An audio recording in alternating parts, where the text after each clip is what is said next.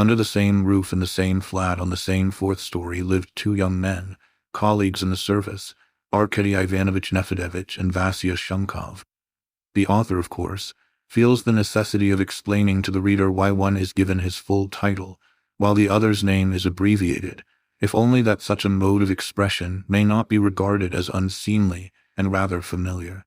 But to do so, it would first be necessary to explain and describe the rank and years and calling and duty in the service, and even, indeed, the characters of the persons concerned. And since there are so many writers who begin in that way, the author of the proposed story, solely in order to be unlike them, that is, some people will perhaps say, entirely on account of his boundless vanity, decides to begin straight away with action. Having completed this introduction, he begins. Towards 6 o'clock on New Year's Eve, Shumkov returned home. Arkady Ivanovich, who was lying on the bed, woke up and looked at his friend with half-closed eyes.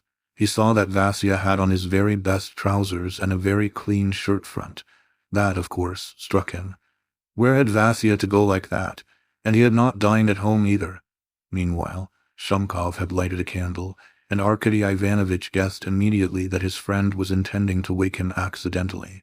Vasya did, in fact, clear his throat twice, walked twice up and down the room, and at last, quite accidentally, let the pipe, which he had begun filling in the corner by the stove, slip out of his hands. Arkady Ivanovich laughed to himself. "Vasya, give over pretending," he said. "Arkasha, you are not asleep." "I really cannot say for certain. It seems to me I am not." "Oh, Arkasha, how are you, dear boy?" "Well, brother." "Well, brother, you don't know what I have to tell you." "I certainly don't know. Come here." As though expecting this, Vasya went up to him at once, not at all anticipating, however, treachery from Arkady Ivanovich. The other seized him very adroitly by the arms, turned him over, held him down, and began, as it is called, strangling his victim, and apparently this proceeding afforded the light-hearted Arkady Ivanovich great satisfaction. "Caught," he cried, "caught! Arkasha, Arkasha, what are you about? Let me go. For goodness sake, let me go. I shall crumple my dress coat." As though that mattered. "What do you want with a dress coat? Why were you so confiding as to put yourself in my hands? Tell me, where have you been? Where have you dined?" "Arkasha, for goodness sake, let me go. Where have you dined?" "Why, it's about that I want to tell you." "Tell away, then. But first let me go. Not a bit of it. I won't let you go till you tell me." "Arkasha. Arkasha, but do you understand? I can't. It is utterly impossible," cried Vasya, helplessly wriggling out of his friend's powerful clutches. "You know there are subjects." "How subjects?" "Why, subjects that you can't talk about in such a position without losing your dignity. It's utterly impossible. It would make it ridiculous, and this is not a ridiculous matter. It is important." "Here, he's going in for being important. That's a new idea. You tell me so as to make me laugh. That's how you must tell me. I don't want anything important, or else you are no true friend of mine." "Do you call yourself a friend?" Arkasha, I really can't." "Well, I don't want to hear." "Well, Arkasha," began Vasya, lying across the bed and doing his utmost to put all the dignity possible into his words. "Arkasha, if you like, I will tell you. Only—" "Well, what?" "Well, I am engaged to be married." Without uttering another word, Arkady Ivanovich took Vasya up in his arms like a baby, though the latter was by no means short, but rather long and thin, and began dexterously carrying him up and down the room, pretending that he was hushing him to sleep. "I'll put you in your swaddling clothes, master bridegroom," he kept saying. But seeing that Vasya lay in his arms, not stirring or uttering a word, he thought better of it at once, and reflecting that the joke had gone too far, set him down in the middle of the room and kissed him on the cheek in the most genuine and friendly way. "Vasya, you are not angry." "Arkasha, listen. Come, it's New Year's Eve." "Oh, I'm all right, but why are you such a madman, such a scatterbrain? How many times I have told you." "Arkasha, it's really not funny at all." "Oh, well, you are not angry." "Oh, I'm all right. Am I ever angry with anyone? But you have wounded me, do you understand?" "But how have I wounded you?" "In what way?" "I come to you as to a friend with a full heart to pour out my soul to you, to tell you of my happiness." "What happiness? Why don't you speak?" "Oh, well, I am going to get married," Vasya answered with vexation, for he really was a little exasperated. You are going to get married, so you really mean it? Arkasha cried at the top of his voice. No, no, but what's this? He talks like this and his tears are flowing. Vasya, my little Vasya, don't, my little son. Is it true, really? And Arkady Ivanovitch flew to hug him again. Well, do you see how it is now? Said Vasya. You are kind, of course, you are a friend, I know that. I come to you with such joy, such rapture, and all of a sudden I have to disclose all the joy of my heart, all my rapture struggling across the bed, in an undignified way. You understand, Arkasha, Vasya went on, half laughing. You see, it made it seem comic, and in a sense I did not belong to myself at that minute. I could not let this be slighted. What's more, if you had asked me her name, I swear, I would sooner you killed me than have answered you. But, Vasya, why did you not speak? You should have told me all about it sooner, and I would not have played the fool, cried Arkady Ivanovitch in genuine despair. Come, that's enough, that's enough. Of course, that's how it is. You know what it all comes from my having a good heart. What vexes me is that I could not tell you as I wanted to, making you glad and happy, telling you nicely and initiating you into my secret properly. Really, Arkasha, I love you so much that I believe if it were not for you I shouldn't be getting married, and in fact, I shouldn't be living in this world at all. Arkady Ivanovitch, who was excessively sentimental, cried and laughed at once as he listened to Vasya. Vasya did the same. Both flew to embrace one another again and forgot the past. How is it? How is it? Tell me all about it, Vasya. I am astonished, excuse me, brother, but I am utterly astonished. It's a perfect thunderbolt, by Jove. Nonsense, nonsense, brother, you have made it up. You've really made it up. You are telling fibs, cried Arkady Ivanovitch, and he actually looked into Vasya's face with genuine uncertainty, but seeing in it the radiant confirmation of a positive intention of being married as soon as possible, threw himself on the bed and began rolling from side to side in ecstasy till the walls shook. Vasya, sit here, he said at last, sitting down on the bed. I really don't know, brother, where to begin. They looked at one another in joyful excitement. Who is she, Vasya? The Artemievs, Vasya pronounced, in a voice weak with emotion. No. Well, I did buzz into your ears about them at first, and then I shut up and you noticed nothing. Ah, Arkasha, if you knew how hard it was to keep it from you, but I was afraid to speak.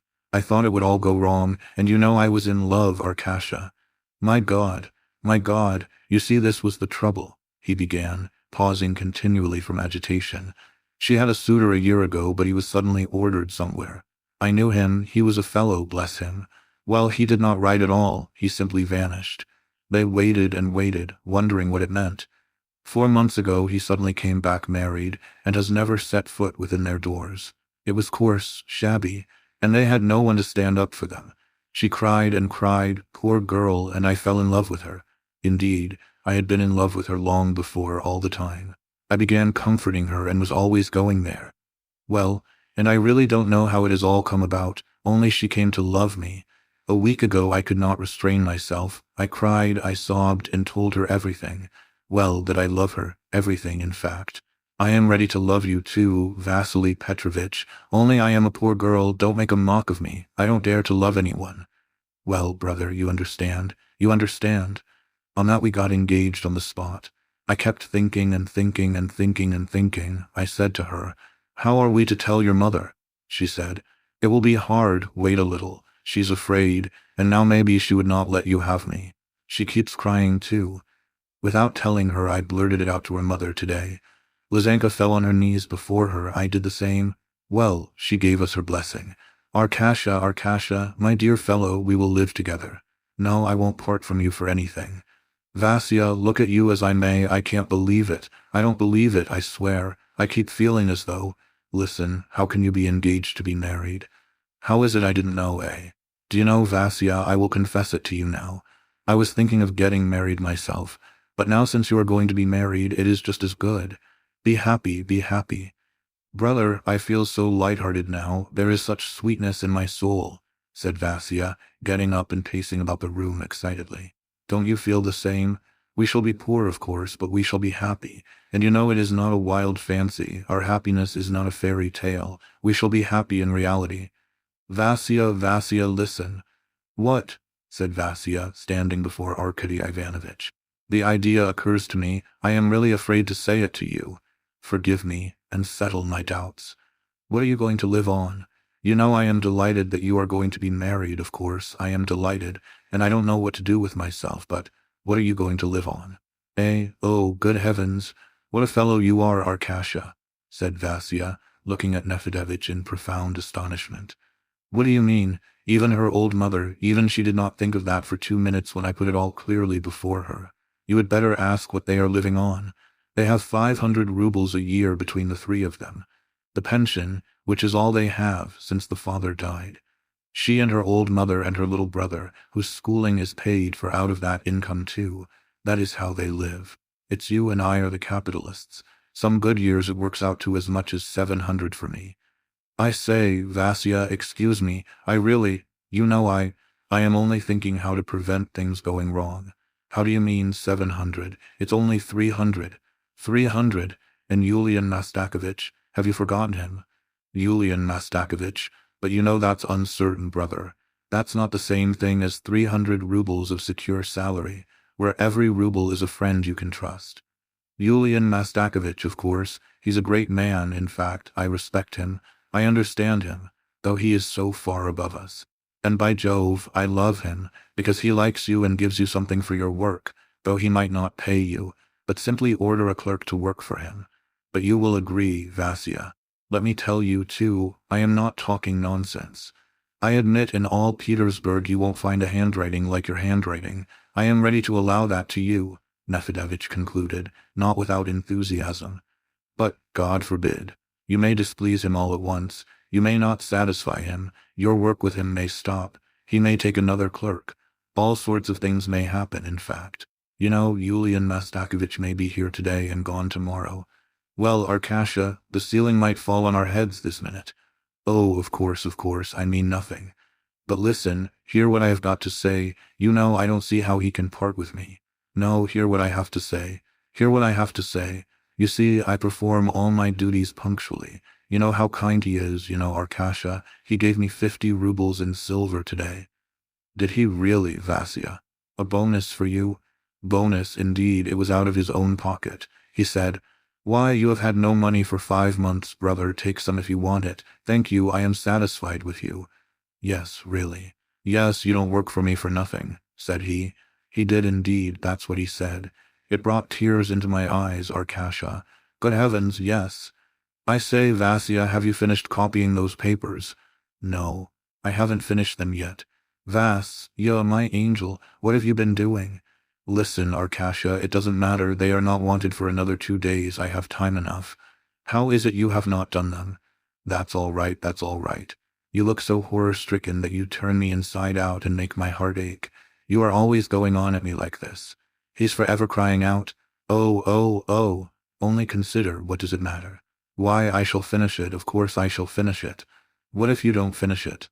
Cried Arkady, jumping up.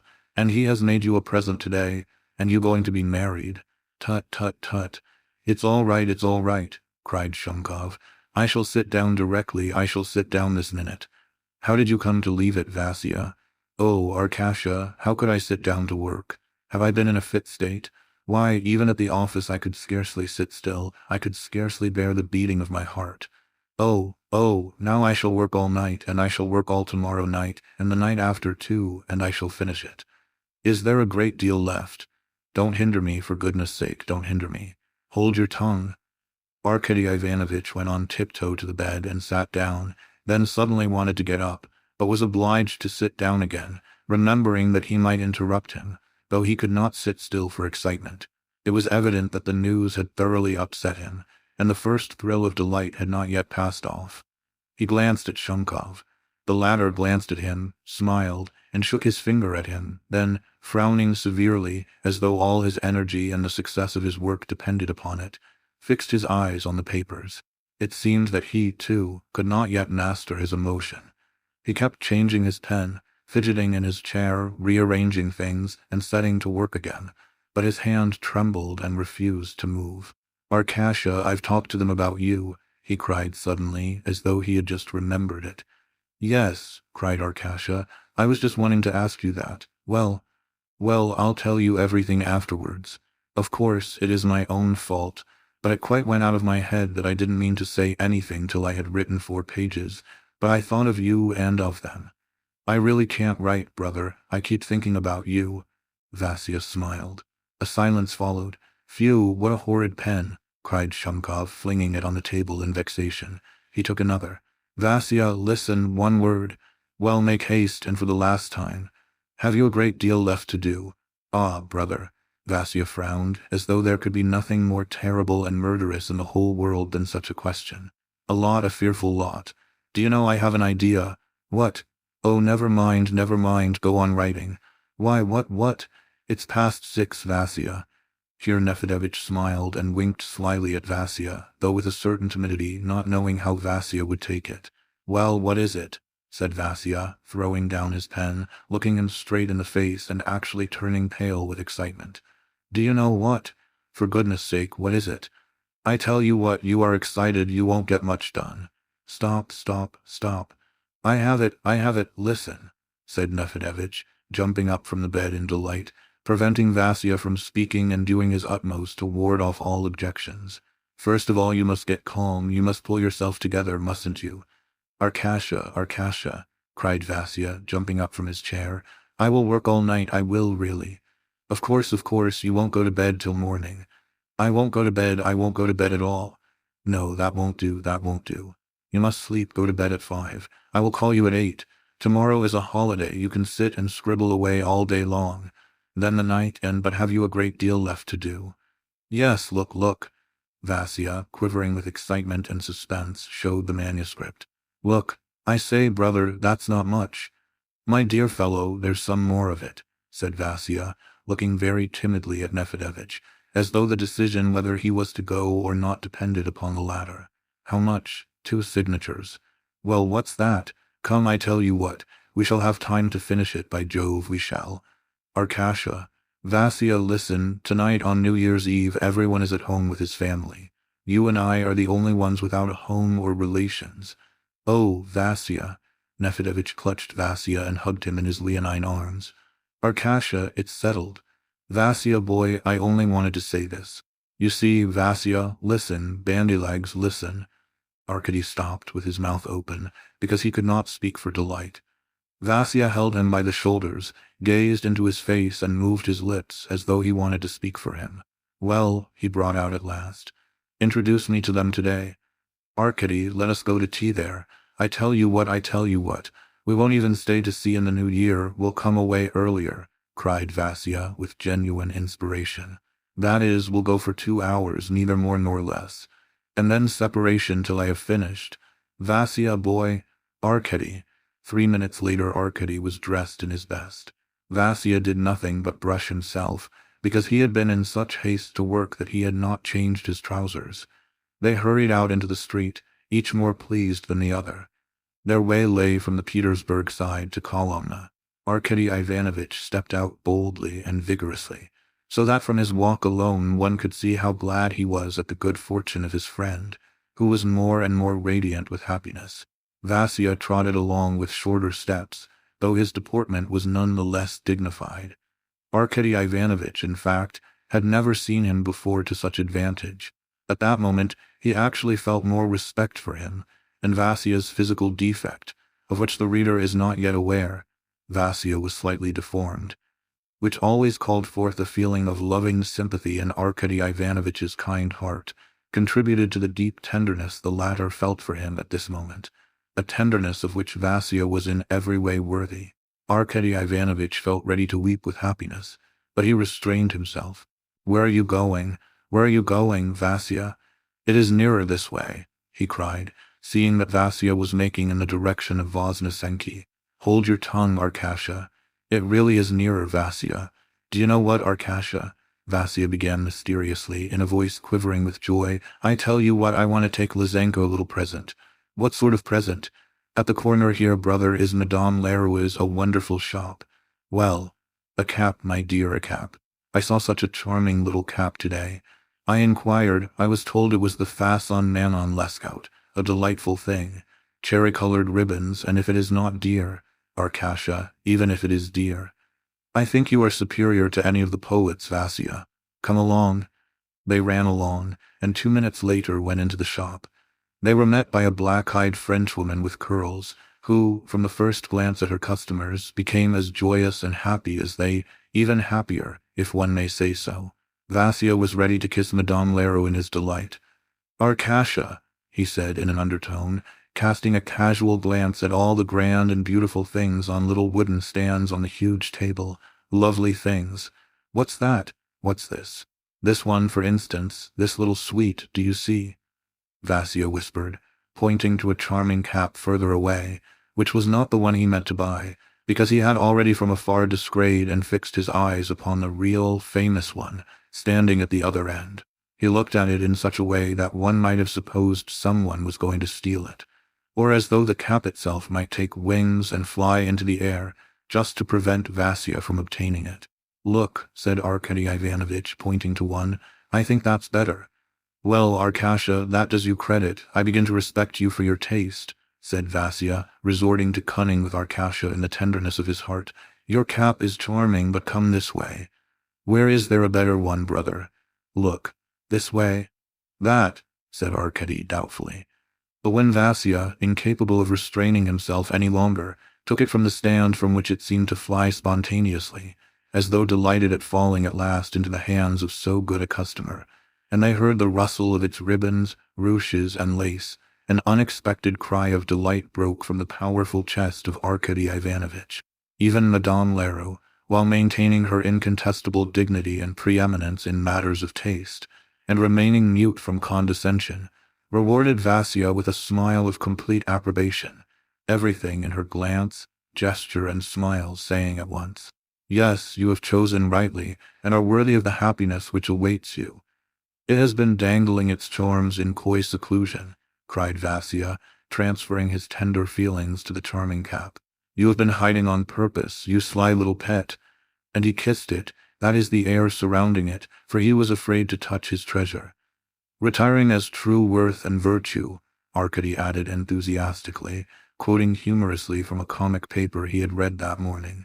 "Well, Vasya, hurrah, Arkasha, you are witty today. I predict you will make a sensation, as women say. Madame Lero, what is your pleasure?"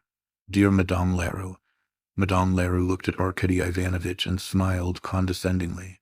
"You wouldn't believe how I adore you at this moment. Allow me to give you a kiss." And Vasya kissed the shopkeeper. She certainly at that moment needed all her dignity to maintain her position with such a madcap, but I contend that the innate, spontaneous courtesy and grace with which Madame Lero received Vasya's enthusiasm was equally befitting. She forgave him, and how tactfully, how graciously, she knew how to behave in the circumstances. How could she have been angry with Vasya? "Madame Lero, how much?" 5 rubles in silver," she answered, straightening herself with a new smile. "And this one, Madame Lero?" said Arkady Ivanovitch, pointing to his choice. "That one is 8 rubles. There you see. Come, Madame Lero, tell me which is nicer, more graceful, more charming, which of them suits you best. The second is richer, but your choice c'est plus coquette. Then we will take it." Madame Lero took a sheet of very delicate paper, pinned it up, and the paper with the cap wrapped in it seemed even lighter than the paper alone. Vasya took it carefully, almost holding his breath, bowed to Madame Lero, said something else very polite to her, and left the shop. "I am a ladies' man. I was born to be a ladies' man," said Vasya, laughing a little noiseless, nervous laugh and dodging the passers-by, whom he suspected of designs for crushing his precious cap. "Listen, Arkady, brother," he began a minute later, and there was a note of triumph, of infinite affection in his voice. "Arkady, I am so happy, I am so happy. Vasya, how glad I am, dear boy. No, Arkasha, no. I know that there is no limit to your affection for me, but you cannot be feeling 1/100th part of what I am feeling at this moment. My heart is so full, so full. Arkasha, I am not worthy of such happiness. I feel that I am conscious of it. Why has it come to me?" he said, his voice full of stifled sobs. "What have I done to deserve it? Tell me. Look, what lots of people, what lots of tears, what sorrow, what work-a-day life without a holiday, while I am loved by a girl like that. But you will see her yourself immediately. You will appreciate her noble heart. I was born in a humble station. Now I have a grade in the service and an independent income. My salary. I was born with a physical defect. I am a little deformed. See, she loves me as I am. Yulian Mastakovich was so kind, so attentive, so gracious today. He does not often talk to me. He came up to me. Well, how goes it, Vasya? Yes, really, he called me Vasya. Are you going to have a good time for the holiday, eh? He laughed. Well, the fact is, Your Excellency, I have work to do. But then I plucked up courage and said, and maybe I shall have a good time too, Your Excellency. I really said it. He gave me the money on the spot, then he said a couple of words more to me.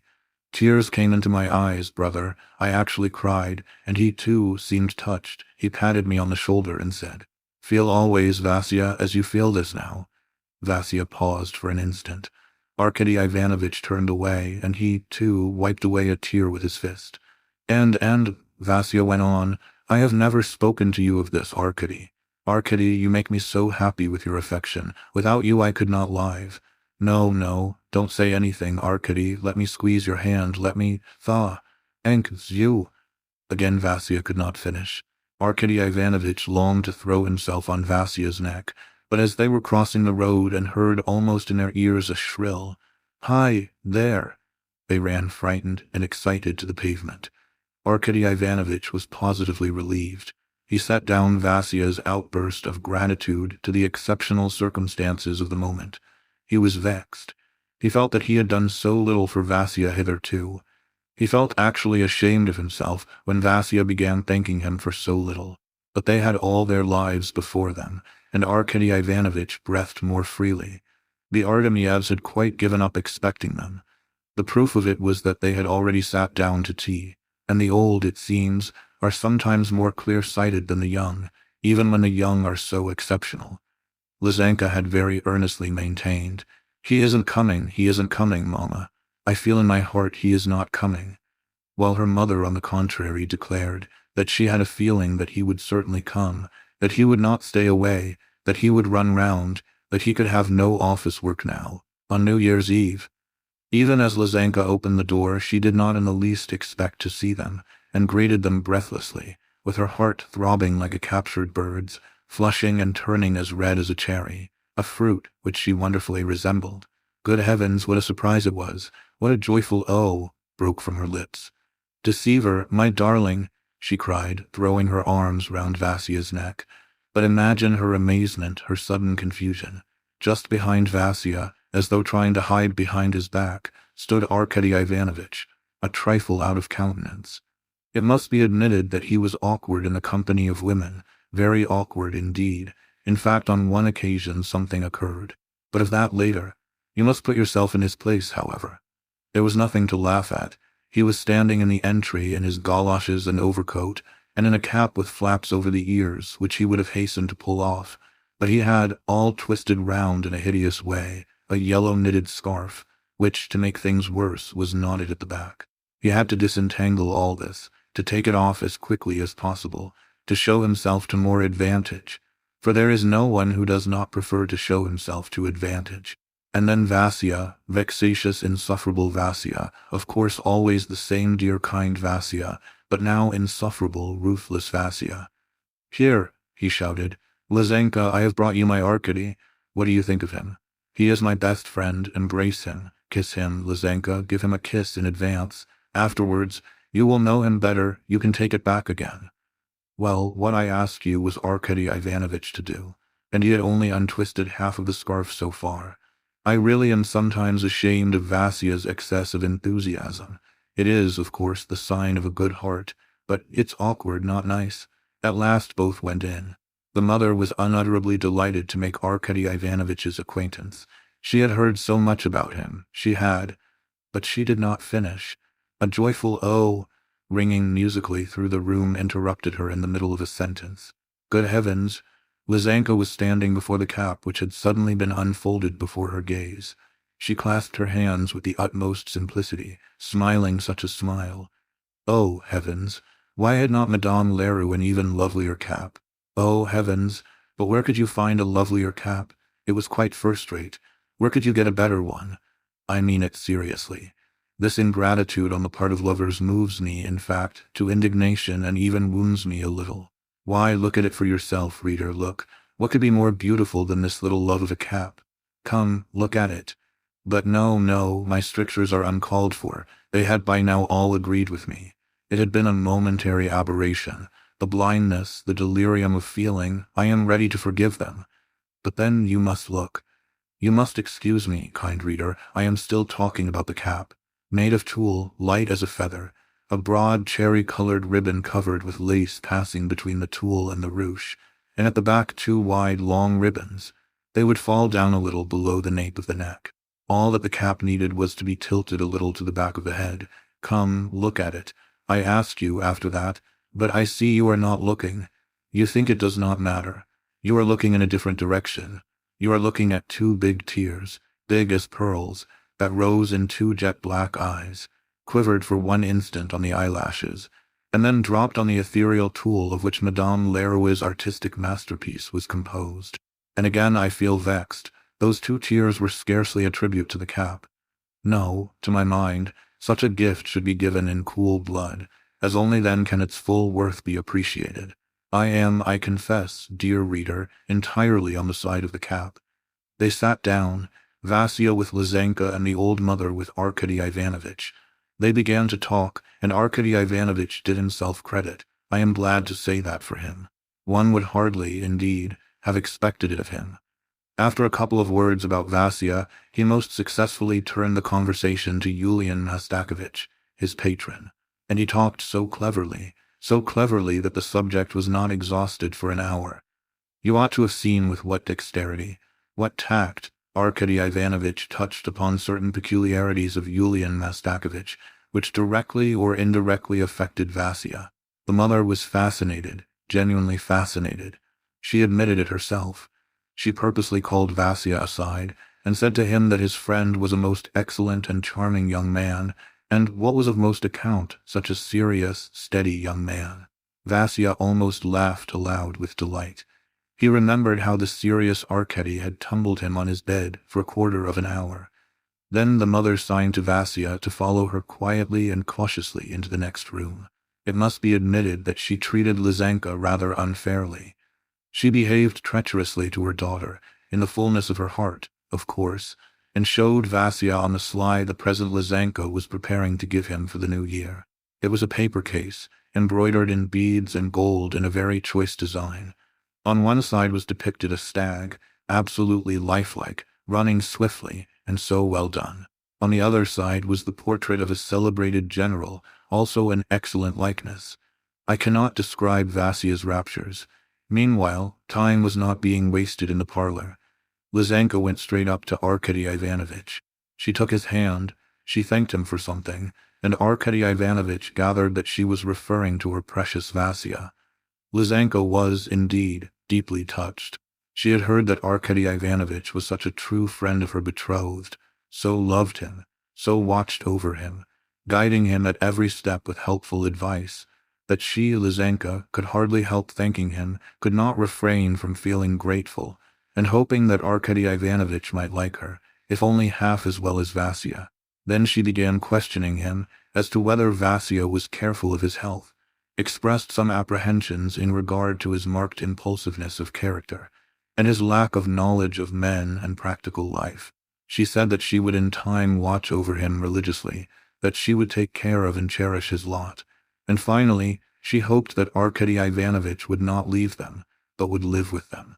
"We 3 shall live like one," she cried with extremely naive enthusiasm. But it was time to go. They tried, of course, to keep them, but Vasya answered point-blank that it was impossible. Arkady Ivanovitch said the same. The reason was, of course, inquired into, and it came out at once that there was work to be done entrusted to Vasya by Yulian Mastakovich, urgent, necessary, dreadful work, which must be handed in on the morning of the next day but one, and that it was not only unfinished, but had been completely laid aside.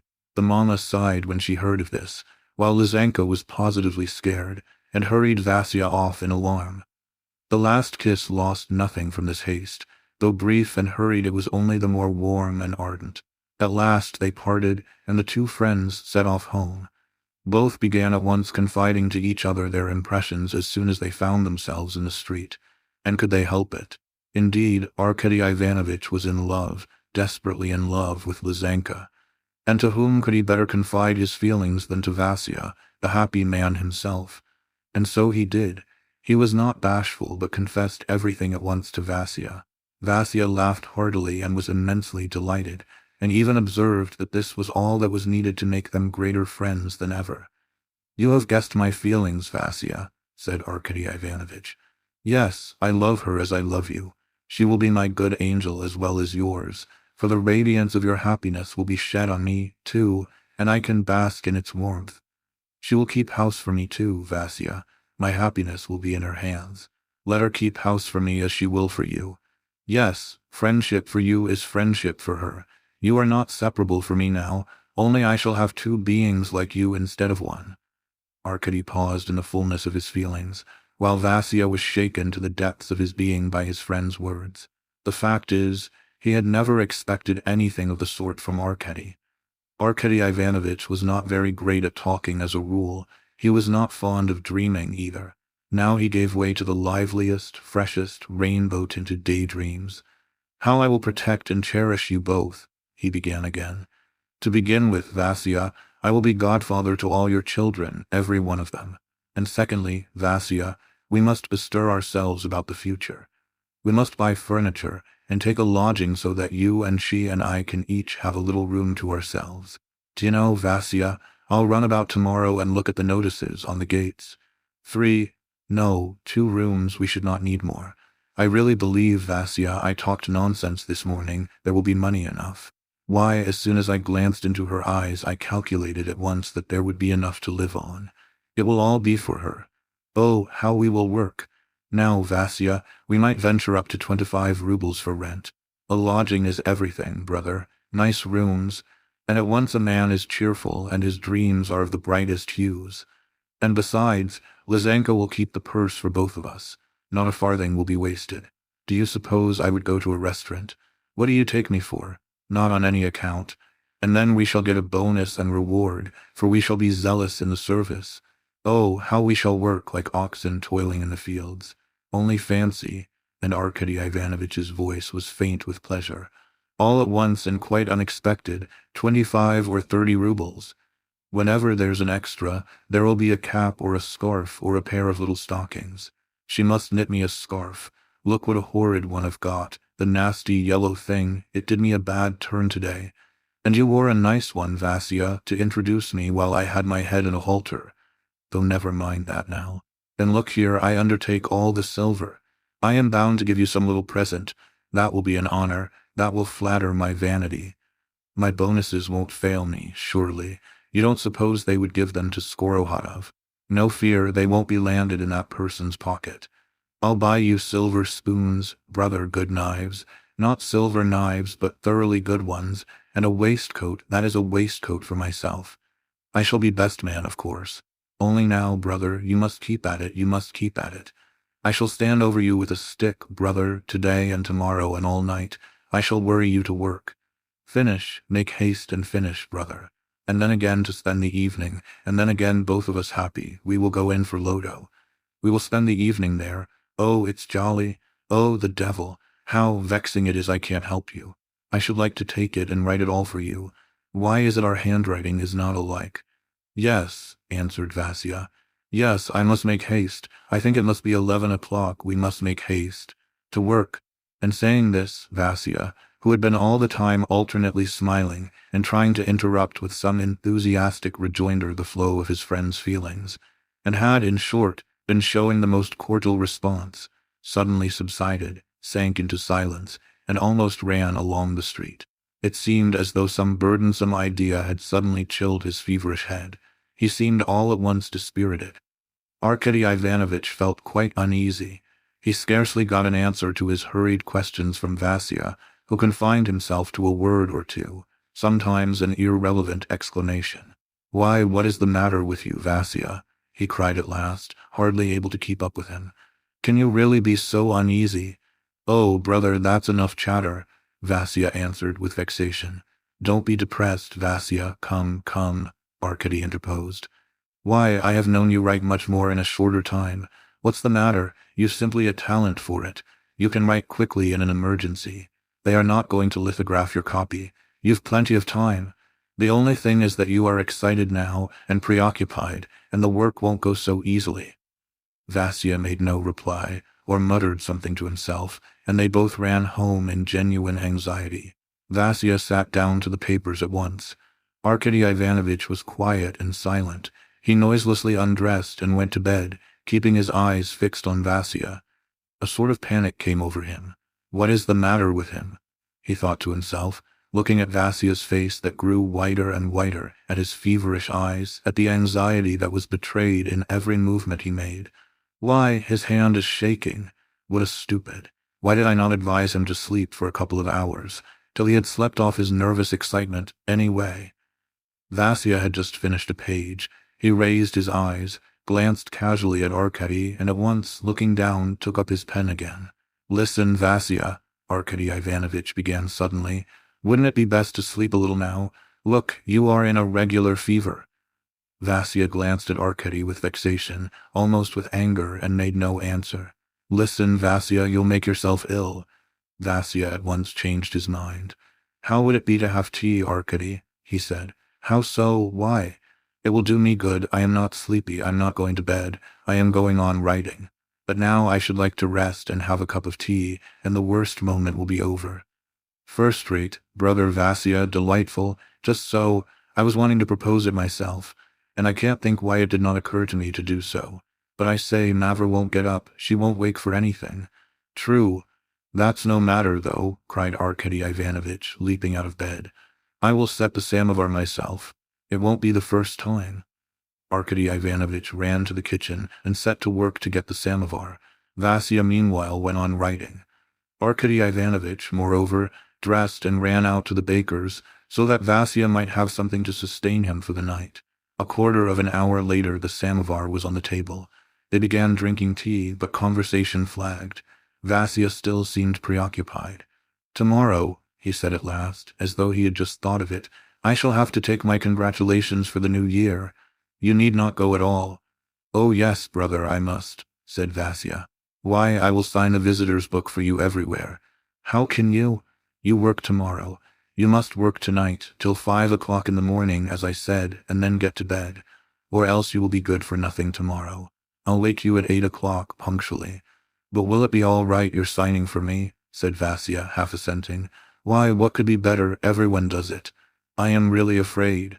Why? It's all right, with other people, but Yulian Mastakovich, he has been so kind to me, Arkasha, and when he notices it's not my own signature." "Notices? Why, what a fellow you are, really, Vasya. How could he notice? Come, I can imitate your signature awfully well, and make just the same flourish to it. Upon my word I can." "What nonsense! Who would notice?" Vasya made no reply, but emptied his glass hurriedly. Then he shook his head doubtfully. "Vasya, dear boy, if only we succeed. Vasya, what's the matter with you? You quite frighten me. Do you know, Vasya, I am not going to bed now. I am not going to sleep. Show me, have you a great deal left?" Vasya gave Arkady such a look that his heart sank and his tongue failed him. "Vasya, what is the matter? What are you thinking? Why do you look like that?"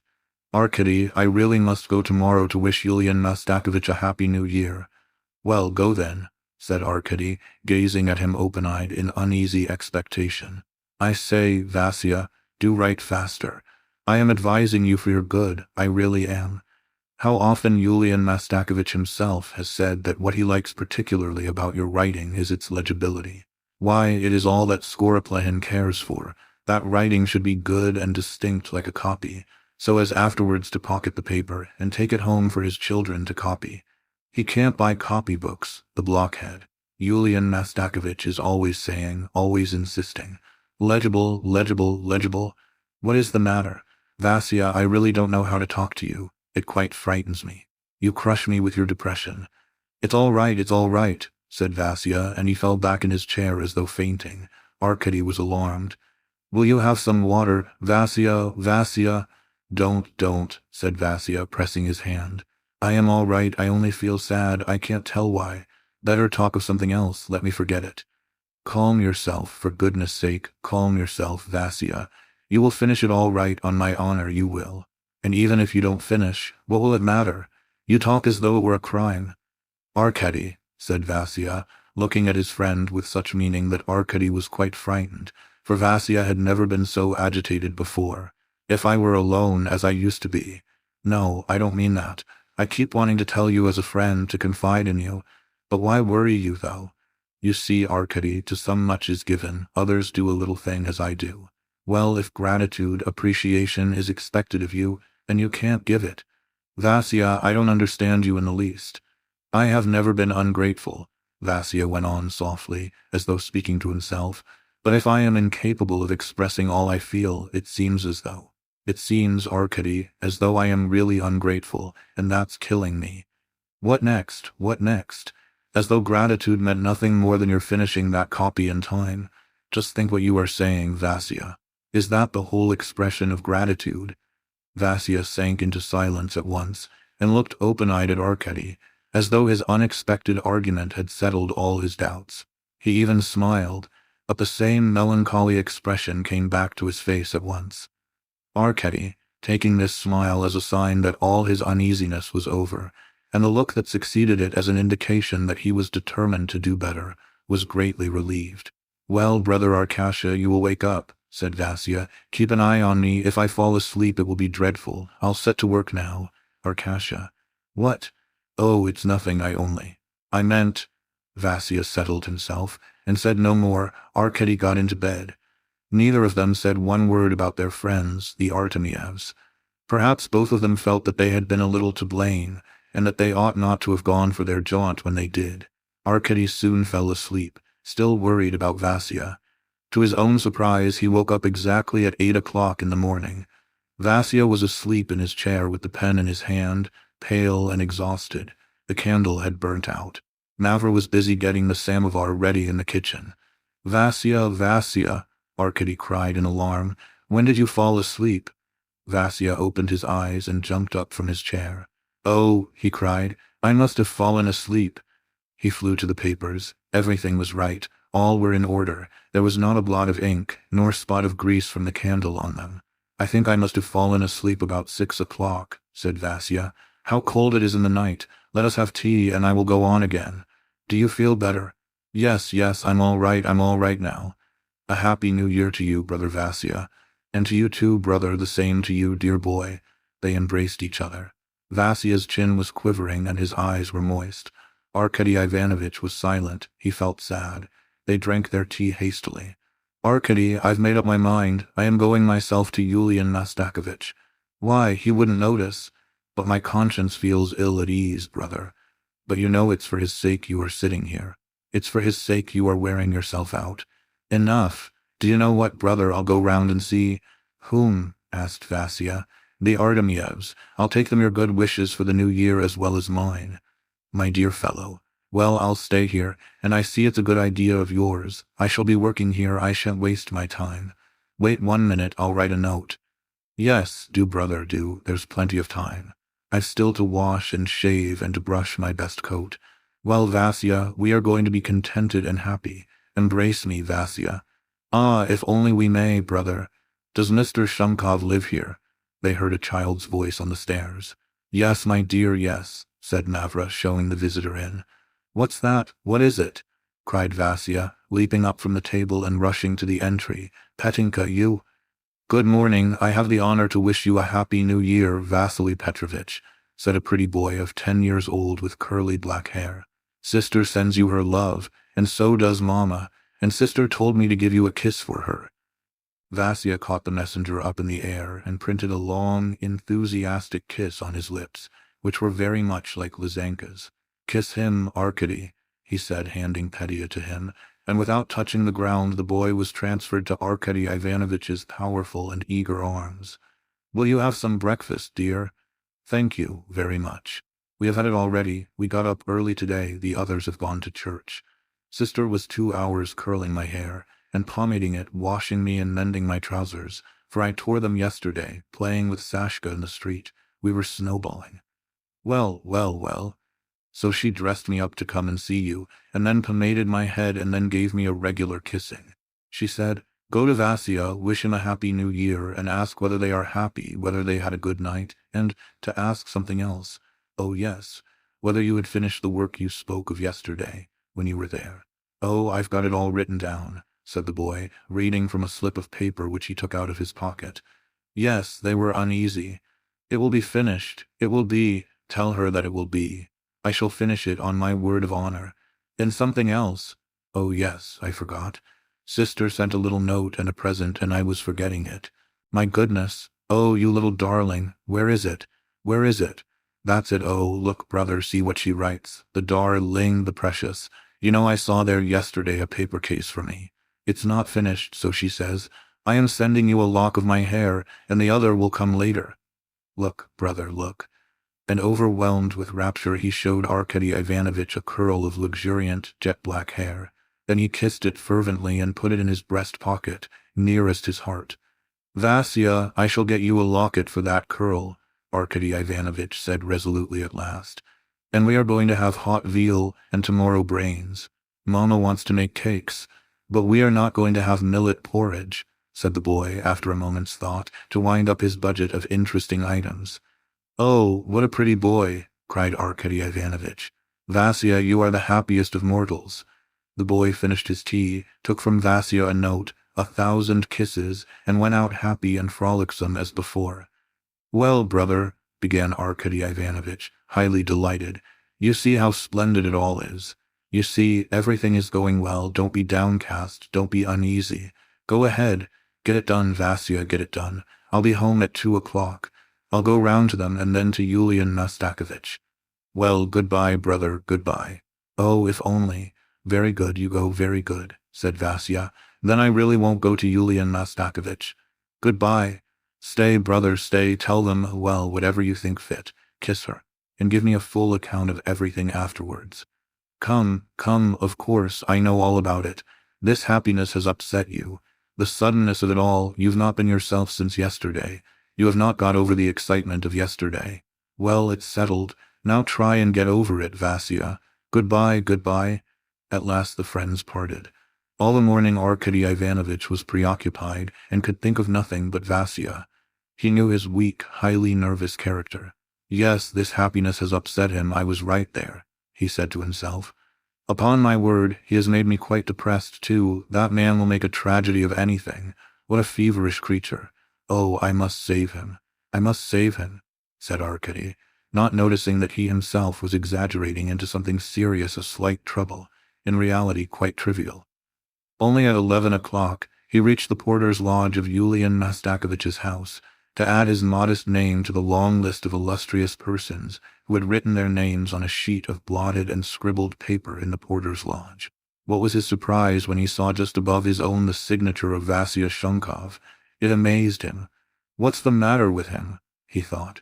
Arkady Ivanovitch, who had just been so buoyant with hope, came out feeling upset. There was certainly going to be trouble, but how? And in what form? He reached the Artemyevs with gloomy forebodings. He seemed absent-minded from the first, and after talking a little with Lizenka went away with tears in his eyes. He was really anxious about Vasya. He went home running, and on the Neva came full tilt upon Vasya himself. The latter, too, was uneasy. Where are you going? Cried Arkady Ivanovitch. Vasya stopped as though he had been caught in a crime. Oh, it's nothing, brother. I wanted to go for a walk. You could not stand it and have been to the Artemyevs. Oh, Vasya, Vasya, why did you go to Yulian Mastakovich? Vasya did not answer, but then with a wave of his hand he said, Arkady, I don't know what is the matter with me. Come, Vasya, I know what it is. Calm yourself. You've been excited and overwrought ever since yesterday. Only think it's not much to bear. Everybody's fond of you. Everybody's ready to do anything for you. Your work is getting on all right. You will get it done. You will certainly get it done. I know that you have been imagining something. You have had apprehensions about something. No, it's all right. It's all right. Do you remember, Vasya? Do you remember it was the same with you once before? Do you remember, when you got your promotion, in your joy and thankfulness you were so zealous that you spoilt all your work for a week? It is just the same with you now. Yes, Arkady. But now it is different. It is not that at all. How is it different? and very likely the work is not urgent at all while you are killing yourself. It's nothing, it's nothing. I am all right, it's nothing. Well, come along. Why are you going home and not to them? Yes, brother, how could I have the face to turn up there? I have changed my mind. It was only that I could not stay on alone without you. Now you are coming back with me, I'll sit down to write again. Let us go. They walked along and for some time were silent. Vasya was in haste. Why don't you ask me about them? Said Arkady Ivanovitch. Oh, yes. Well, Arkasha, what about them? Vasya, you are not like yourself. Oh, I am all right, I am all right. Tell me everything, Arkasha, said Vasya in an imploring voice, as though to avoid further explanations. Arkady Ivanovitch sighed. He felt utterly at a loss, looking at Vasya. His account of their friends roused Vasya. He even grew talkative. They had dinner together.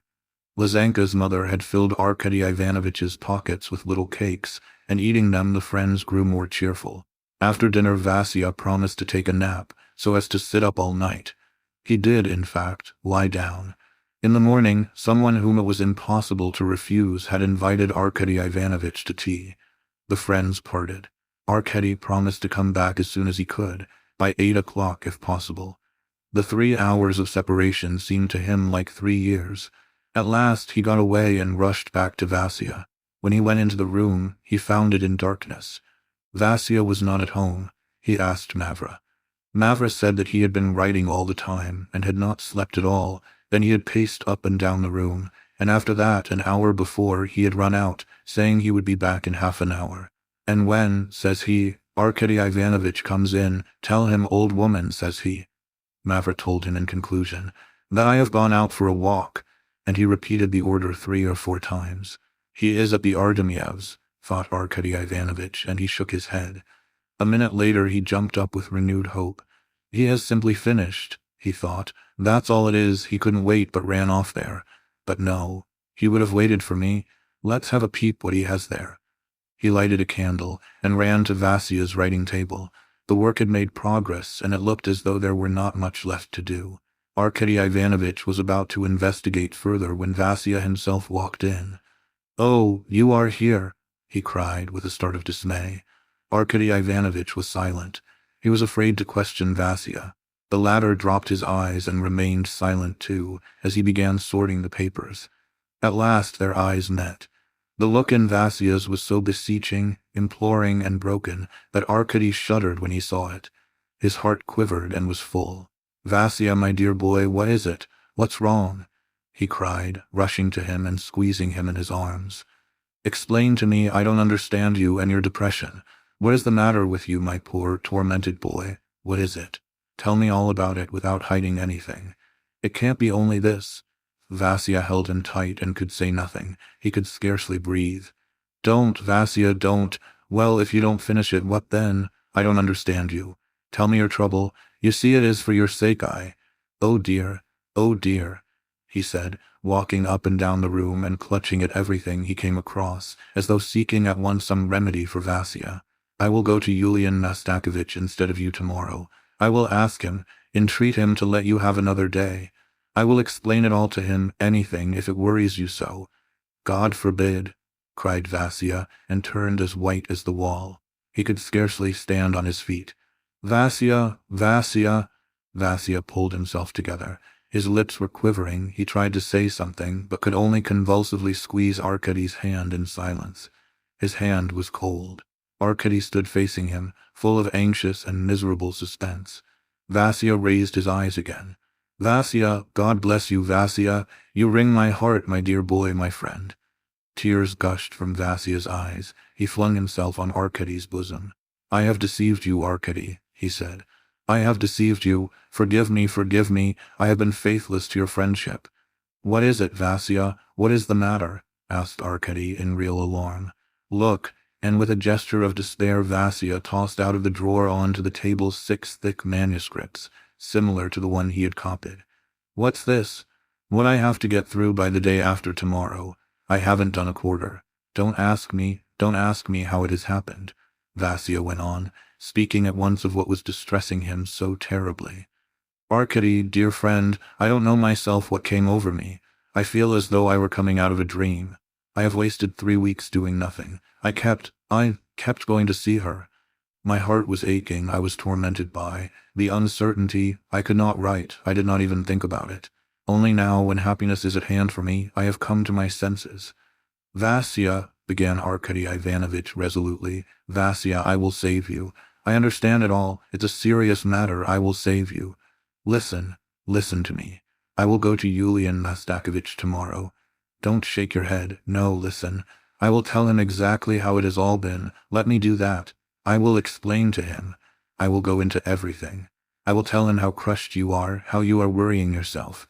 Do you know that you are killing me now? Vasya brought out, turning cold with horror. Arkady Ivanovitch turned pale, but at once controlling himself, laughed. Is that all? Is that all? He said. Upon my word, Vasya, upon my word. Aren't you ashamed? Come, listen. I see that I am grieving you. You see, I understand you. I know what is passing in your heart. Why, we have been living together for 5 years, thank God.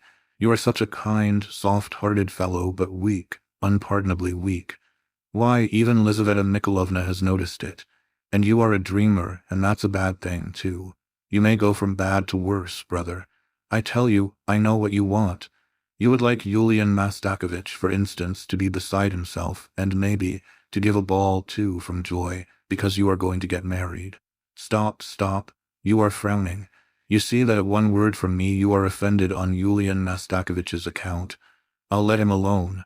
You know I respect him just as much as you do. But argue as you may, you can't prevent my thinking that you would like there to be no one unhappy in the whole world when you are getting married. Yes, brother, you must admit that you would like me, for instance, your best friend, to come in for a fortune of 100,000 all of a sudden. You would like all the enemies in the world to be suddenly, for no rhyme or reason, reconciled, so that in their joy they might all embrace one another in the middle of the street, and then, perhaps, come here to call on you. Vasya, my dear boy, I am not laughing. It is true. You said as much to me long ago in different ways. Because you are happy, you want everyone, absolutely everyone, to become happy at once. It hurts you and troubles you to be happy alone. And so you want at once to do your utmost to be worthy of that happiness, and maybe to do some great deed to satisfy your conscience. Oh, I understand how ready you are to distress yourself for having suddenly been remiss just where you ought to have shown your zeal, your capacity. Well, maybe your gratitude, as you say. It is very bitter for you to think that Yulian Mastakovich may frown, and even be angry when he sees that you have not justified the expectations he had of you. It hurts you to think that you may hear reproaches from the man you look upon as your benefactor, and at such a moment, when your heart is full of joy and you don't know on whom to lavish your gratitude. Isn't that true? It is, isn't it? Arkady Ivanovitch, whose voice was trembling, paused and drew a deep breath. Vasya looked affectionately at his friend. A smile passed over his lips. His face even lighted up as though with a gleam of hope. Well, listen then, Arkady Ivanovitch began again, growing more hopeful. There's no necessity that you should forfeit Yulian Mastakovich's favor. Is there, dear boy? Is there any question of it? And since it is so, said Arkady, jumping up, I shall sacrifice myself for you. I am going tomorrow to Yulian Mastakovich, and don't oppose me. You magnify your failure to a crime, Vasya. Yulian Mastakovich is magnanimous and merciful, and, what is more, he is not like you. He will listen to you and me, and get us out of our trouble, brother Vasya. Well, are you calmer? Vasya pressed his friend's hands with tears in his eyes. Hush, Arkady, he said. The thing is settled. I haven't finished, so very well, if I haven't finished, I haven't finished, and there's no need for you to go. I will tell him all about it, I will go myself. I am calmer now, I am perfectly calm, only you mustn't go. But listen. Vasya, my dear boy, Arkady Ivanovitch cried joyfully, I judged from what you said. I am glad that you have thought better of things and have recovered yourself. But whatever may befall you, whatever happens, I am with you, remember that. I see that it worries you to think of my speaking to Yulian Mastakovich, and I won't say a word, not a word. You shall tell him yourself. You see, you shall go tomorrow. Oh no, you had better not go. You'll go on writing here, you see, and I'll find out about this work, whether it is very urgent or not, whether it must be done by the time or not, and if you don't finish it in time, what will come of it. Then I will run back to you. Do you see, there is still hope. Suppose the work is not urgent, it may be all right. Yulian Mastakovich may not remember, then all is saved. Vasya shook his head doubtfully, but his grateful eyes never left his friend's face. Come, that's enough, I am so weak, so tired, he said, sighing. I don't want to think about it, let us talk of something else. I won't write either now. Do you know I'll only finish 2 short pages just to get to the end of a passage. Listen, I have long wanted to ask you, how is it you know me so well? Tears dropped from Vasya's eyes on Arkady's hand. If you knew, Vasya, how fond I am of you, you would not ask that. Yes. Yes, Arkady, I don't know that, because I don't know why you are so fond of me. Yes, Arkady, do you know, even your love has been killing me. Do you know, ever so many times, particularly when I am thinking of you in bed. For I always think of you when I am falling asleep. I shed tears, and my heart throbs at the thought. At the thought. Well, at the thought that you are so fond of me, while I can do nothing to relieve my heart, can do nothing to repay you. You see, Vasya, you see what a fellow you are. Why, how upset you are now, said Arkady, whose heart ached at that moment, and who remembered the scene in the street the day before. Nonsense, you want me to be calm, but I never have been so calm and happy. Do you know? Listen, I want to tell you all about it, but I am afraid of wounding you. You keep scolding me and being vexed, and I am afraid. See how I am trembling now, I don't know why. You see, this is what I want to say. I feel as though I had never known myself before. Yes, I only began to understand other people too, yesterday. I did not feel or appreciate things fully, brother. My heart was hard. Listen, how has it happened that I have never done good to anyone in the world, because I couldn't. I am not even pleasant to look at. But everybody does me good. You, to begin with. Do you suppose I don't see that? Only I said nothing. Hush, Vasya. Oh, Arkasha, it's all right, Vasya interrupted, hardly able to articulate for tears. I talked to you yesterday about Yulian Mastakovich, and you know yourself how stern and severe he is. Even you have come in for a reprimand from him. Yet he deigned to jest with me yesterday, to show his affection and kind-heartedness, which he prudently conceals from everyone. Come, Vasya, that only shows you deserve your good fortune. Oh, Arkasha, how I long to finish all this. No, I shall ruin my good luck. I feel that. Oh no, not through that, Vasya added, seeing that Arkady glanced at the heap of urgent work lying on the table. That's nothing, that's only paper covered with writing. It's nonsense, that matter's settled. I went to see them today, Arkasha. I did not go in. I felt depressed and sad. I simply stood at the door. She was playing the piano. I listened. You see, Arkady, he went on, dropping his voice, I did not dare to go in. I say, Vasya, what is the matter with you? You look at one so strangely. Oh, it's nothing. I feel a little sick. My legs are trembling. It's because I sat up last night. Yes, everything looks green before my eyes. It's here. He pointed to his heart. He fainted. When he came to himself, Arkady tried to take forcible measures. He tried to compel him to go to bed. Nothing would induce Vasya to consent. He shed tears, wrung his hands, wanted to write, was absolutely set on finishing his 2 pages. To avoid exciting him, Arkady let him sit down to the work. Do you know, said Vasya, as he settled himself in his place, an idea has occurred to me. There is hope. He smiled to Arkady, and his pale face lighted up with a gleam of hope. I will take him what is done the day after tomorrow. About the rest I will tell a lie. I will say it has been burnt, that it has been sopped in water, that I have lost it. That, in fact, I have not finished it. I cannot lie. I will explain, do you know what? I'll explain to him all about it. I will tell him how it was that I could not. I'll tell him about my love. He has got married himself just lately. He'll understand me. I will do it all, of course, respectfully, quietly. He will see my tears and be touched by them. Yes, of course, you must go and explain to him. But there's no need of tears. Tears for what? Really, Vasya, you quite scare me. Yes, I'll go. But now let me write, Arkasha. I am not interfering with anyone, let me write. Arkady flung himself on the bed. He had no confidence in Vasya, no confidence at all. Vasya was capable of anything, but to ask forgiveness for what? How? That was not the point. The point was that Vasya had not carried out his obligations, that Vasya felt guilty in his own eyes, felt that he was ungrateful to destiny, that Vasya was crushed, overwhelmed by happiness, and thought himself unworthy of it. That, in fact, he was simply trying to find an excuse to go off his head on that point, and that he had not recovered from the unexpectedness of what had happened the day before. That's what it is, thought Arkady Ivanovich. I must save him. I must reconcile him to himself. He will be his own ruin. He thought, and resolved to go at once next day to Yulian Mastakovich and to tell him all about it. Vasya was sitting writing. Arkady Ivanovich, worn out, lay down to think things over again and only woke at daybreak. "Damnation! Again!" he cried, looking at Vasya. The latter was still sitting writing.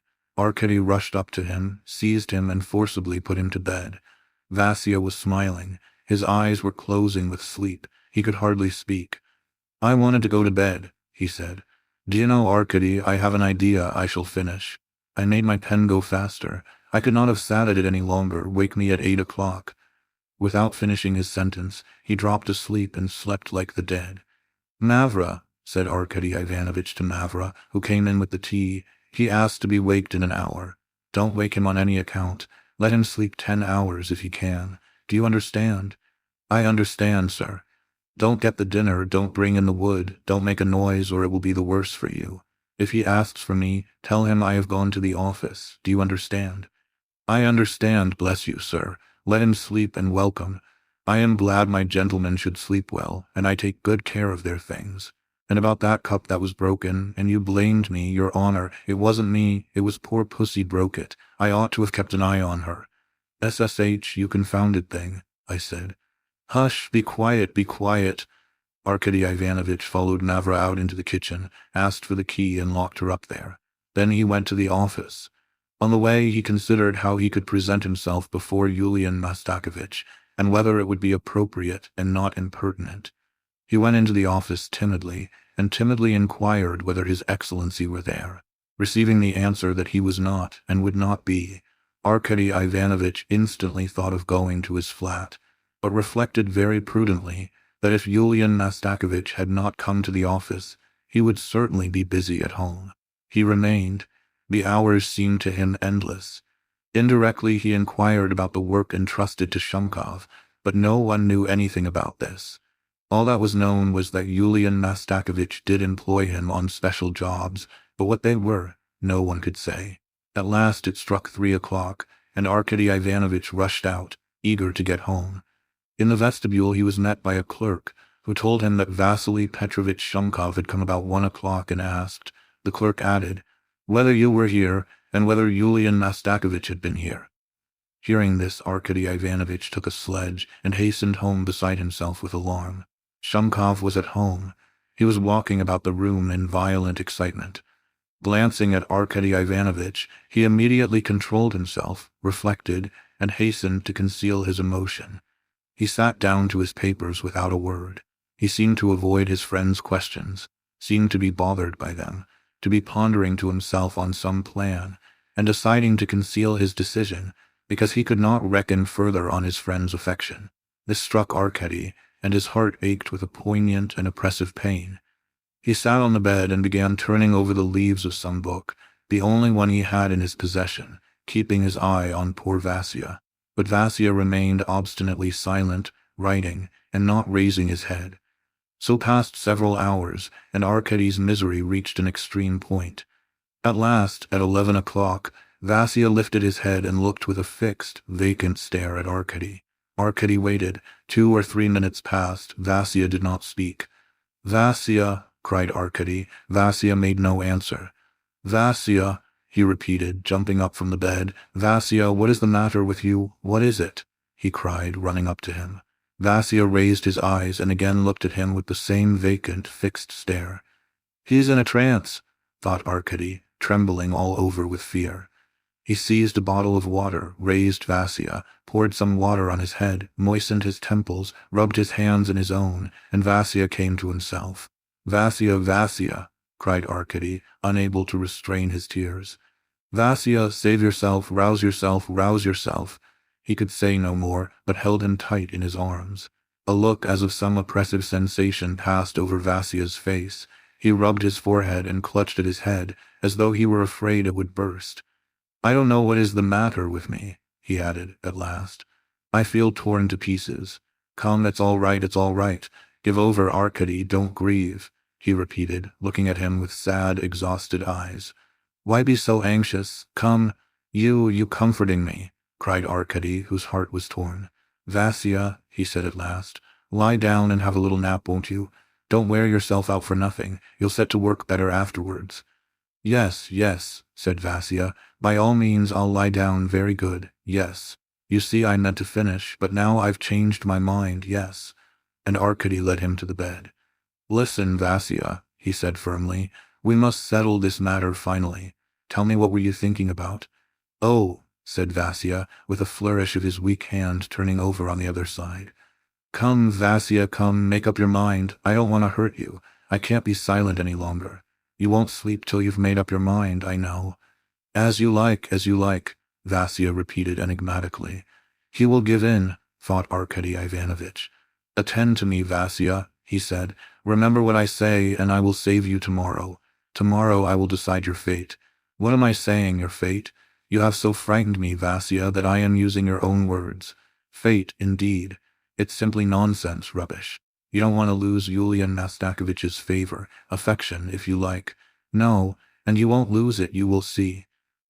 Arkady Ivanovitch would have said more, but Vasya interrupted him. He sat up in bed, put both arms round Arkady Ivanovitch's neck and kissed him. "Enough," he said in a weak voice. "Enough, say no more about that." And again he turned his face to the wall. "My goodness," thought Arkady, "my goodness. What is the matter with him? He is utterly lost. What is he in his mind? He will be his own undoing." Arkady looked at him in despair. If he were to fall ill, thought Arkady, perhaps it would be better. His trouble would pass off with illness, and that might be the best way of settling the whole business. But what nonsense I am talking. Oh, my God! Meanwhile Vasya seemed to be asleep. Arkady Ivanovitch was relieved. A good sign, he thought. He made up his mind to sit beside him all night. But Vasya was restless. He kept twitching and tossing about on the bed, and opening his eyes for an instant. At last exhaustion got the upper hand. He slept like the dead. It was about 2 o'clock in the morning. Arkady Ivanovitch began to doze in a chair with his elbow on the table. He had a strange and agitated dream. He kept fancying that he was not asleep, and that Vasya was still lying on the bed.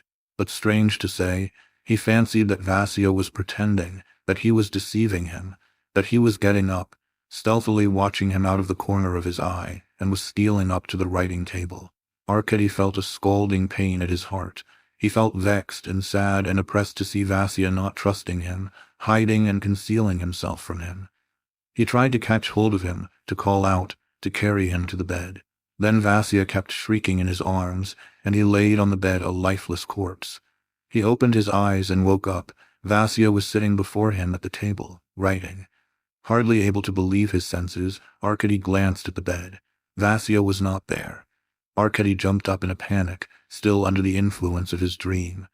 Vasya did not stir. He went on writing.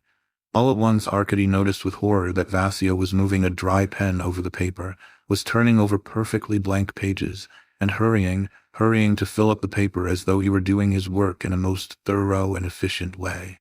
"No, this is not a trance," thought Arkady Ivanovitch, and he trembled all over. "Vasya, Vasya, speak to me," he cried, clutching him by the shoulder. But Vasya did not speak. He went on as before, scribbling with a dry pen over the paper. "At last I have made the pen go faster," he said, without looking up at Arkady.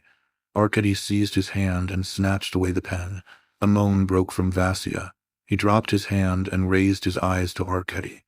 Then, with an air of misery and exhaustion, he passed his hand over his forehead, as though he wanted to shake off some leaden weight that was pressing upon his whole being.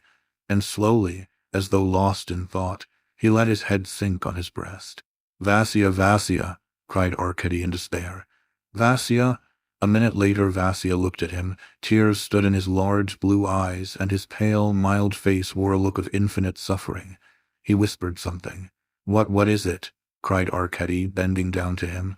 "What for? Why are they doing it to me?" whispered Vasya. "What for? What have I done?" "Vasya, what is it? What are you afraid of? What is it?" cried Arkady, wringing his hands in despair. "Why are they sending me for a soldier?" said Vasya, looking his friend straight in the face. "Why is it? What have I done?" Arkady's hair stood on end with horror. He refused to believe his ears. He stood over him, half dead. A minute later he pulled himself together. "It's nothing, it's only for the minute," he said to himself, with pale face and blue, quivering lips, and he hastened to put on his outdoor things. He meant to run straight for a doctor. All at once Vasya called to him. Arkady rushed to him and clasped him in his arms like a mother whose child is being torn from her. "Arkady, Arkady, don't tell anyone. Don't tell anyone, do you hear? It is my trouble, I must bear it alone. What is it? What is it? Rouse yourself, Vasya, rouse yourself." Vasya sighed, and slow tears trickled down his cheeks. "Why kill her? How is she to blame?" he muttered in an agonized, heartrending voice. "The sin is mine, the sin is mine." He was silent for a moment.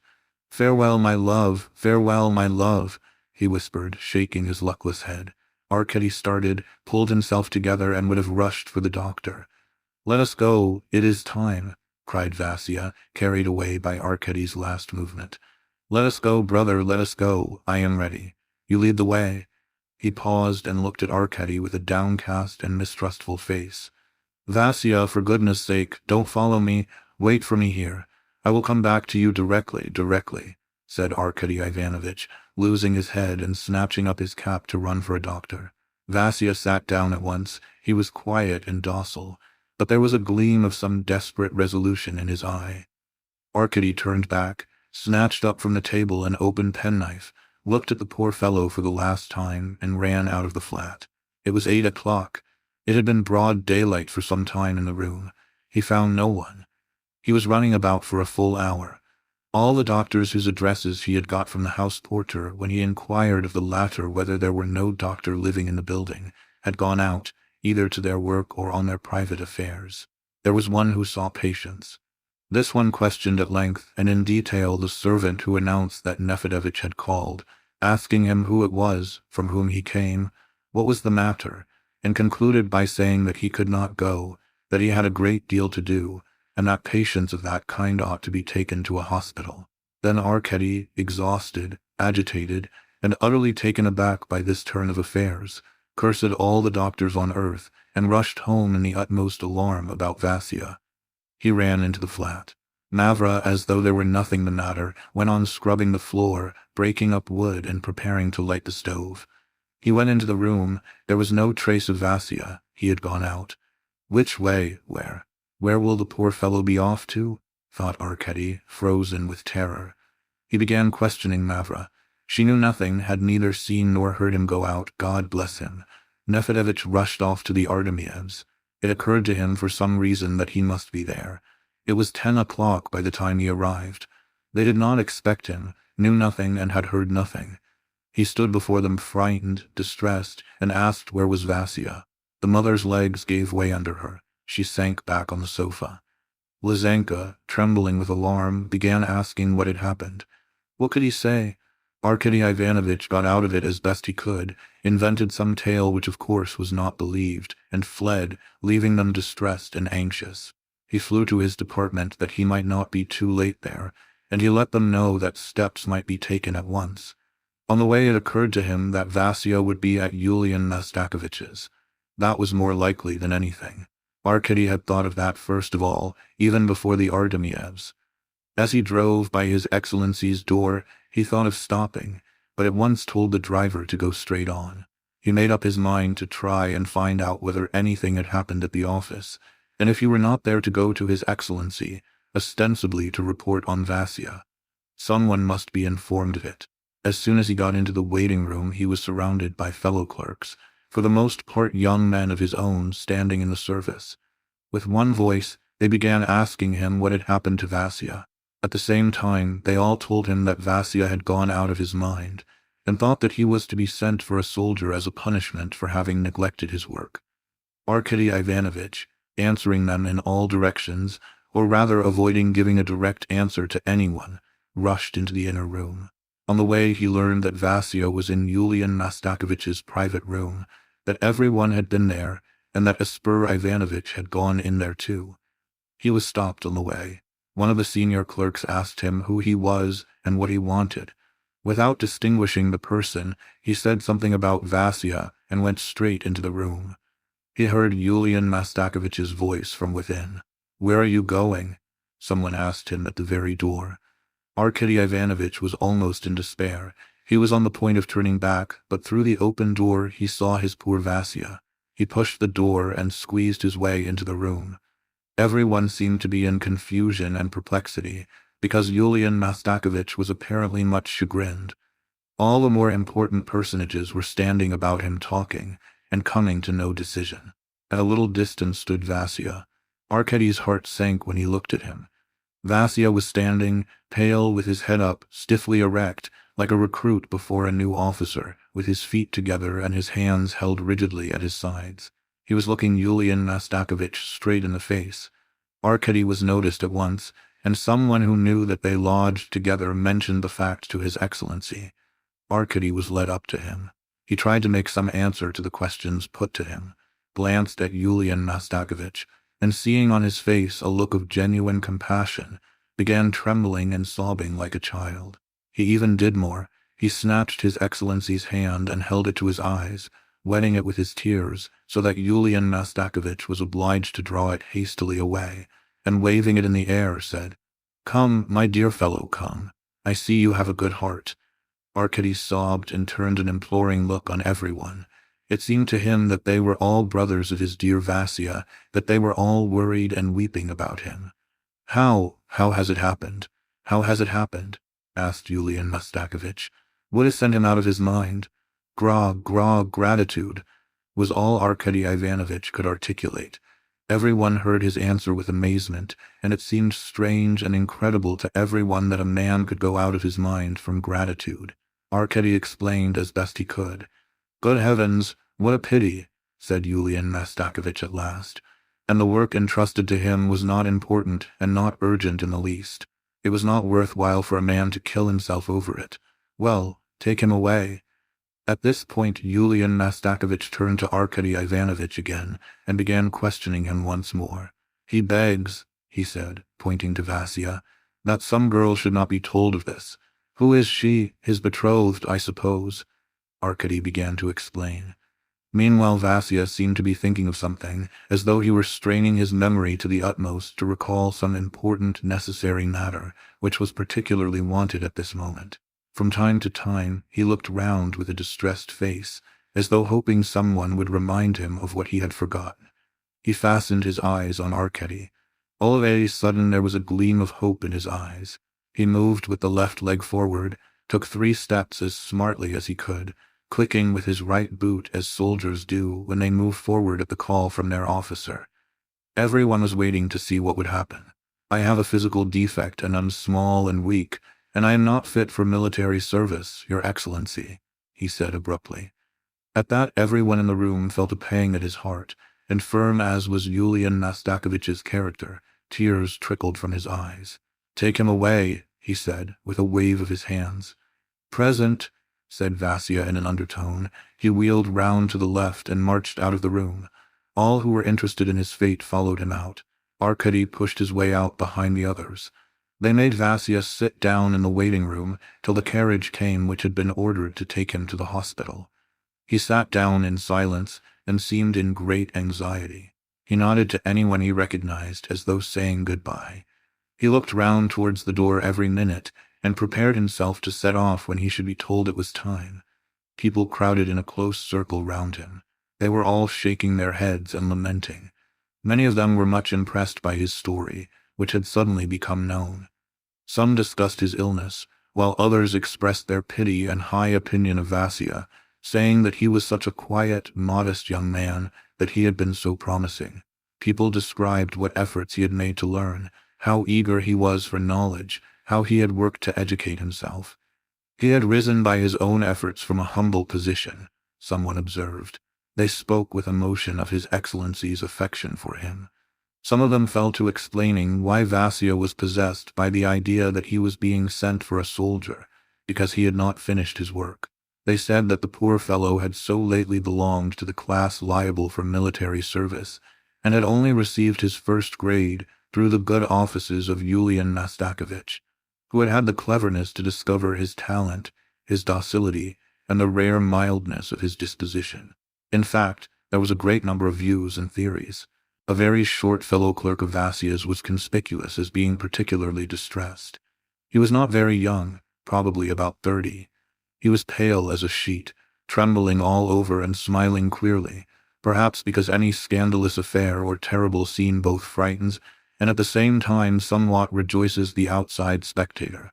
He kept running round the circle that surrounded Vasia, and as he was so short, stood on tiptoe and caught at the button of everyone, that is, of those with whom he felt entitled to take such a liberty, and kept saying that he knew how it had all happened, that it was not so simple, but a very important matter, that it couldn't be left without further inquiry, then stood on tiptoe again, whispered in someone's ear, nodded his head again 2 or 3 times, and ran round again. At last everything was over. The porter made his appearance, and an attendant from the hospital went up to Vasia and told him it was time to start. Vasia jumped up in a flutter and went with them, looking about him. He was looking about for someone. "Vasia, Vasia!" cried Arkady Ivanovitch, sobbing. Vasia stopped, and Arkady squeezed his way up to him. They flung themselves into each other's arms in a last bitter embrace. It was sad to see them. What monstrous calamity was wringing the tears from their eyes? What were they weeping for? What was their trouble? Why did they not understand one another? "Here, here, take it, take care of it," said Shumkov, thrusting a paper of some kind into Arkady's hand. "They will take it away from me. Bring it me later on, bring it, take care of it." Vasia could not finish, they called to him. He ran hurriedly downstairs, nodding to everyone, saying goodbye to everyone. There was despair in his face. At last he was put in the carriage and taken away. Arkady made haste to open the paper. It was Liza's curl of black hair, from which Vasia had never parted. Hot tears gushed from Arkady's eyes. Oh, poor Liza! When office hours were over, he went to the Artemievs. There is no need to describe what happened there. Even Petya, little Petya, though he could not quite understand what had happened to dear Vasia, went into a corner, hid his face in his little hands, and sobbed in the fullness of his childish heart. It was quite dusk when Arkady returned home.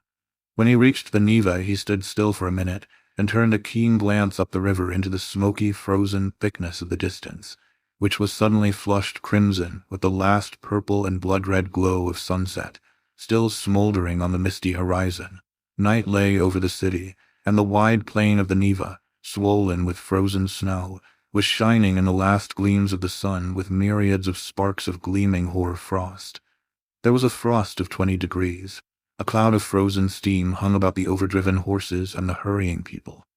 The condensed atmosphere quivered at the slightest sound, and from all the roofs on both sides of the river, columns of smoke rose up like giants and floated across the cold sky, intertwining and untwining as they went, so that it seemed new buildings were rising up above the old. A new town was taking shape in the air.